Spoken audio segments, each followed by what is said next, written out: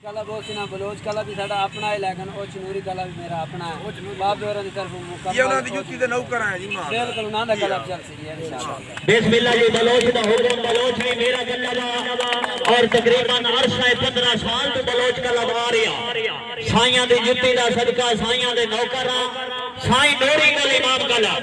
ए ताई मेरे को खिड़ी सी मैं इस कला ते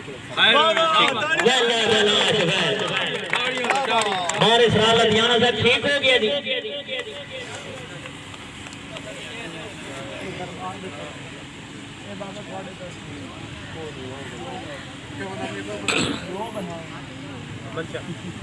यार निक्के निक्की ताड़ी मारो केडी शख्सियत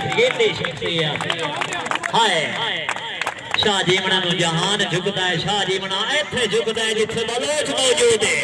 वाह बाबा मज़हर खान वाह के पूरी गोली मामा